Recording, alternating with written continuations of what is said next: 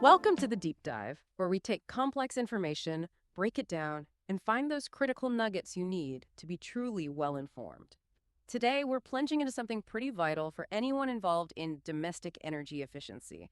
The recently updated ECO4 Delivery Guidance, version 3.0, hot off the press.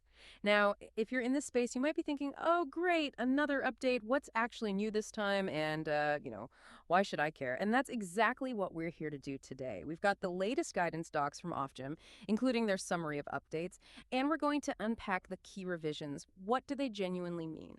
Why do they matter to you? Whether you're, say, a supplier navigating appliance, an installer out there on the ground, or maybe you're just trying to understand how the UK is driving cleaner, more efficient homes. Indeed. And Ofgem, as the administrator of the ECO schemes, they are constantly refining procedures. It's part of the process. This version 3.0, published August 7th, 2025, it really does reflect some significant administrative and procedural evolutions. Our goal today is to connect those dots, link these detailed revisions to the broader, pretty ambitious goals of ECO4. We're talking accelerating fuel poverty reduction, making real strides in carbon reduction, promoting truly efficient energy use, and importantly, encouraging innovation across the sector. So yeah, this isn't just about new rules, it's about refining the pathway to hitting some critical national objectives. Okay, let's dive in then. Let's unpack some of the foundational changes first, starting with who and what is actually eligible for these energy efficiency measures. Seems like there are some important clarifications around properties and who lives in them. That's right. The guidance offers more specific detail on what truly counts as a private domestic premise. For instance, one notable clarification: properties under shared ownership, say, between a private individual and a social landlord. They're now explicitly considered private domestic premises, as long as a private individual is one of the owners. Ah, okay. Which kind of broadens the scope, ensures more homes can potentially benefit. It really tackles those, slightly less conventional housing situations that might have caused confusion before. Right, so it clears up some gray areas for those unique living situations. That clarity definitely helps expand the scheme's reach, I imagine. What about determining a property's location? Especially for people not in big cities. I know those rural uplifts are quite important. Yes, and that's a significant change too, how rural areas are determined. Previously, it relied on, older 2011 or 2016 classifications.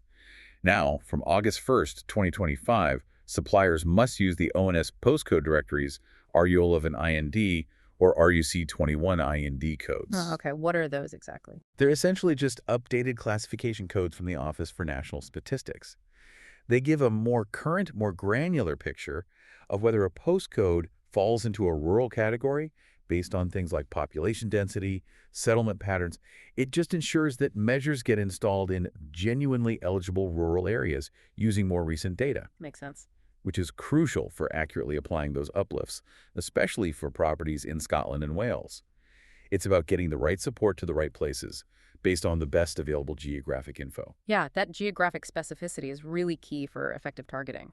Right. Okay, and what about houses in multiple occupation HMOs? They can be tricky. Absolutely. And the guidance now explicitly says HMOs can be treated under ECO4, provided that at least one household within that HMO is eligible for ECO support. Oh, interesting. Yeah, so even if you have shared facilities like kitchens or bathrooms, the occupancy requirements for eligibility, they remain the same as for other individual domestic premises. This is a really practical recognition of how many people actually live, especially in urban areas, and it significantly broadens the potential impact of the scheme. Historically, HMOs have often been, overlooked or just difficult to fit into standard energy efficiency programs. So by providing this clarity, Ofgem is opening up a new avenue to tackle fuel poverty in a housing segment that often houses quite vulnerable individuals. That flexibility really does seem designed to expand the scheme's reach, hitting a demographic that genuinely needs support but might have fallen through the cracks before. Okay, now here's where it gets really interesting, I think, particularly for you if you're an installer or a project manager. The core approach to how projects are delivered and the standards they have to meet seem to have seen some genuinely significant shifts. Indeed. A major kind of overarching theme in ECO4 is this whole house approach. And this guidance really reinforces its alignment with PAS 2035.23. And this isn't just a suggestion anymore. The guidance now firmly states that after March 30th, 2025, only PAS 2035.2030.2023 standards are valid. The previous 2019 versions, completely withdrawn. This is a fundamental shift, moving installers definitively towards a comprehensive, quality-driven retrofit standard. So no more straddling between versions. Exactly. The 2023 version, it addresses many of the ambiguities and, frankly, challenges that came up with the 2019 version. It offers clearer pathways for risk assessment, design, installation, monitoring. It's really about ensuring durability, effectiveness, and preventing those unintended consequences like, condensation or poor ventilation, which sometimes plagued earlier, less holistic approaches. That's a huge update then. Must simplify compliance in one way, but also demands a full transition for installers. Big change. Speaking of crucial updates, what about the RDSAP assessments? They're so central to calculating energy savings and, measuring the impact. Yeah, this is critical for everyone involved in assessing energy performance. A new version, RDSAP 10, was introduced June 15, 2025. It replaces RDSAP 2012. Okay.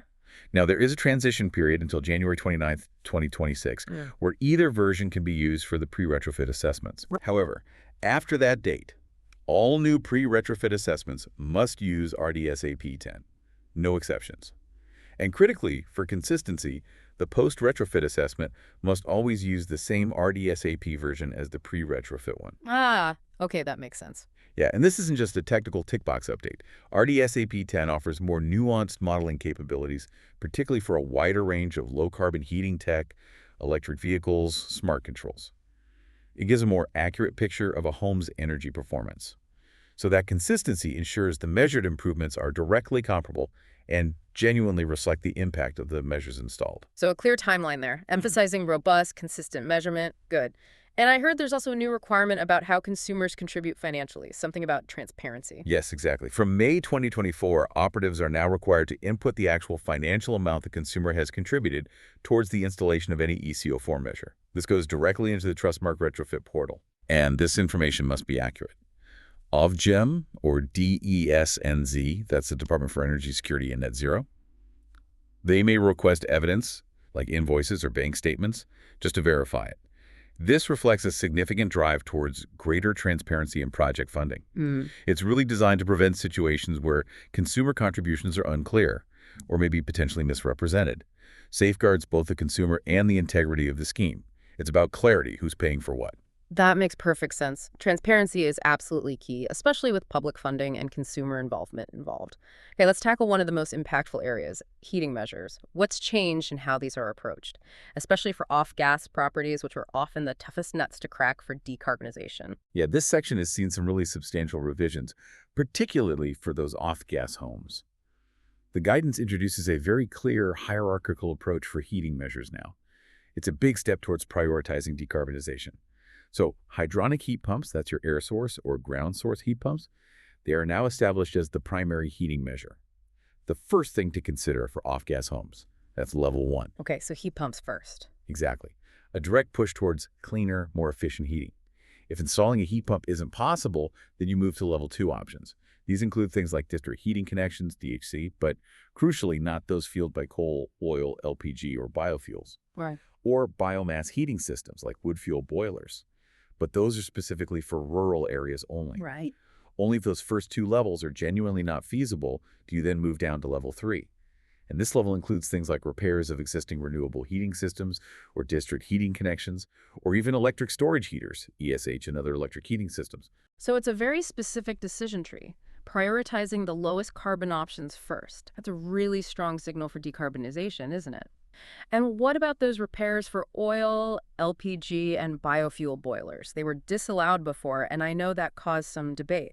Exactly. It's a clear hierarchy pushing towards cleaner heating, but also providing practical alternatives. Yeah. What's fascinating here, and it is a nuanced change, is that broken oil, LPG, and biofuel boilers may now be repaired. But only if there are no other eligible options in that off-gas heating hierarchy we just discussed. Okay, so it's a last resort. Precisely. It acknowledges that in some very specific, challenging circumstances, a repair might be the only immediate viable solution, but it's certainly not the preferred one. Oh, and additionally, the guidance defines a new measure, HTHG gas boiler hybrid post main heat source, which acknowledges how heating tech is evolving and how systems can be combined for optimal performance. Right, the hybrid approach. That's a lot to consider for heating then, really driving strategic choices. What about the smaller details, like smart thermostats and other controls? They play a big role in optimizing energy use day to day. Yeah, the guidance clarifies a detail here that's important for assessments. While smart thermostats are now fully modeled and integrated within the new RDSAP 10, Mm-hmm. if your pre-retrofit assessment used the older RDSAP 2012, a deemed SAP rating improvement for those smart thermostats will still be automatically applied by the ECO register. Ah, okay. Simplifies things a bit. It simplifies scoring for projects that started under the older rules. But there's a crucial point. Compensation measures things like weather or load compensation controls. They cannot be combined with smart thermostat measures, Why is that? because smart thermostats are now assumed to include that functionality within their design. So it prevents double counting the benefits. These specific technical details, they streamline delivery for suppliers, clarify how different assessment versions and measure combos should be scored, all while making sure robust standards are maintained without adding unnecessary complexity. Interesting. Simplifying the calculation, but keeping it accurate, preventing overlaps. Makes sense. And I noticed something about building fabric repairs, BFR, also being clarified. What's the update there? Yes, building fabric repairs, these are essential preparatory works, like fixing damp, repairing roofs, ensuring basic structural integrity before you install insulation.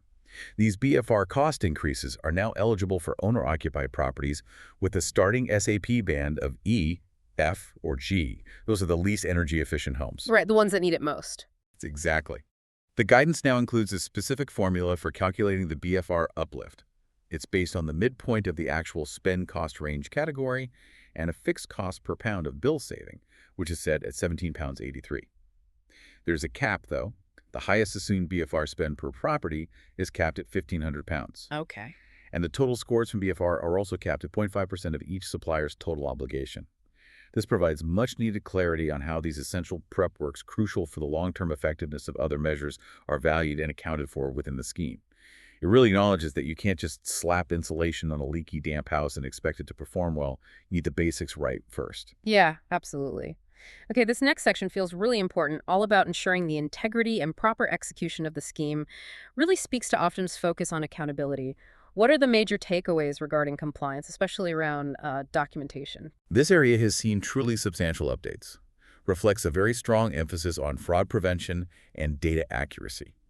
For ECO4 Flex, that's the road allowing local authorities to identify households based on local income or health data, there are significant changes. Beyond just admin updates to the various routes like the income threshold clarification, less than £31,000 for Route 1, or specific proxies like council tax reduction or free school meals for Route 2, there's a brand new, rigorous ECO4 Flex audit process. Awesome. Suppliers are now explicitly responsible for holding sufficient evidence for all Flex projects and measures, and that evidence needs to be retained for up to 3 years after the scheme ends. This increased scrutiny, it aims to build greater public trust in how flexible eligibility is being applied, ensure funding genuinely reaches the intended beneficiaries. It's about closing loopholes, ensuring accountability. So, much greater scrutiny on flex projects. Makes sense, given their kind of local authority-driven nature. And it seems there's a really big push on the quality and integrity of all documentation, not just flex. I saw something in the guidance about signatures that sounds incredibly strict. It is. This is a critical point, and it's where the guidance gets extremely stringent on documentation quality and signature practices. It explicitly states all information must be consistent across documents. Any errors must be scored through with a single line signed by the original signatory and dated. No correction fluid allowed. Wow. This is all about ensuring a clear audit trail. Furthermore, digital software must not auto-populate fields specific to a premises or measure things like dates or signatures. Prevents any ambiguity about when or who signed something. Okay. And to go further, digital signatures have to be uniquely applied to each box by the relevant individual, with metadata available showing the exact date, time, signatory, photocopying signatures, screen grabbing them to duplicate them explicitly not acceptable. And, very importantly, signing on behalf of someone else, generally not permitted. There are strict rules if an exception, say due to disability, is allowed, and that requires a separate signed declaration from a third party. The intention here is crystal clear. Eliminate any possibility of fraudulent documentation or just cutting corners. Yeah. The guidance is blunt. Failure to comply can lead to measure rejection, and knowingly making a false declaration is a criminal offense. This comprehensive approach is really designed to eradicate fraud, enhance data integrity, and ensure full accountability across every single stage of a project. That's a serious upgrade in oversight, clearly driven by a need to ensure complete trustworthiness in the system. Wow. Are there any other points on, say, penalties or how ECO4 interacts with other government schemes, that whole double dipping issue? Yes. The guidance also clarifies the calculation for late penalties. If measures are delivered past the project completion deadline for rectification, or maybe to meet the minimum requirement, the MR, that basic quality threshold, they'll incur a 20% penalty applied to the full project score, the FPS. This penalty applies to the base score before other uplifts, but after any POPT adjustments, those are post-obligation period transfer adjustments. Essentially, if you miss your deadline for fixing things or meeting the minimum standard, there's a clear and significant financial consequence on the value of that measure. Okay, so clear penalties for lateness. Yep. And regarding interaction with other funding schemes, the guidance strongly reiterates, ECO4 funding cannot be blended. You can't mix it with schemes like the Warm Home Discount, WHD, Home Upgrade Grant, HTHG Boiler Upgrade Scheme, BUS, or the Social Housing Decarbonization Fund, SHDF, for the same measure or within the same ECO4 project. Right, no double dipping. Critical rule. Prevents wasting public funds, ensures they're used efficiently for distinct purposes. However, it does clarify that properties treated under one scheme can subsequently be treated under ECO4 for different eligible measures, as long as all the respective eligibility criteria are met, of course. Ah, okay. So, for example, a home might get insulation through ECO4 and then later receive heating measures through the boiler upgrade scheme. That's allowed. It allows for those holistic property upgrades over time, just without wasteful overlaps in funding for the same thing. That's an important distinction. No blending for the same measure, but sequential support for different things is okay. Got it. And a final detail I noted, something about a smart meter pledge. What's that about? Yes, a new voluntary pledge has been introduced within ECO4, really just to encourage smart meter installations. Now, smart meters themselves, they aren't eligible ECO measures. They don't directly contribute to the ECO score. Okay. But installers are now mandated to provide advice on smart meters, usually via a Smart Energy GB leaflet. Consumers can then opt in to sign this voluntary pledge, which the retrofit coordinator then lodges with Trustmark. It just encourages broader energy literacy and efficiency. Smart meters empower households to understand and manage their energy use better. Which aligns perfectly with the whole spirit of ECO4. It's a kind of soft touch towards a broader energy efficiency goal rather than a hard requirement. Okay, wow. That was quite the deep dive into the ECO4 Delivery Guidance version 3.0.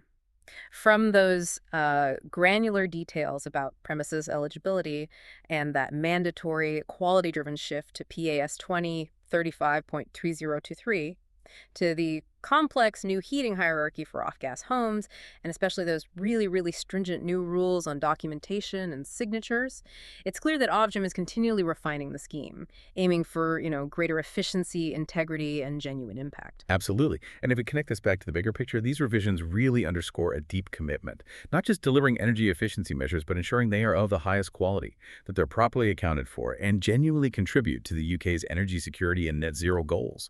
The increased scrutiny on data and compliance, while it's demanding for suppliers and installers, it reflects a crucial learning curve. How best to administer such a complex national scheme, aiming to maximize effectiveness and prevent any misuse of funds. So what does this all mean for you, our listener? Well, whether you're navigating the complexities of project delivery, maybe applying for support, or perhaps you're simply curious about how these massive energy efficiency initiatives work, understanding these revisions is absolutely key. It's about being prepared for updated standards, recognizing the new opportunities, and appreciating the ongoing efforts to make these programs more robust and impactful right across the UK. And this raises an important question, I think, for you to consider. How might this increased focus on really stringent documentation and audit processes, while clearly aiming to prevent fraud and improve quality, how might that also influence the pace and perhaps the overall accessibility of ECO4 measured delivery, particularly for smaller organizations maybe, or those operating in more remote areas? A truly insightful question to ponder as we look at that balance between rigor and reach. Thank you so much for joining us on this deep dive into the latest ECO4 guidance. We hope you feel better informed and ready to keep exploring the fascinating and clearly ever-evolving world of energy efficiency. Until next time.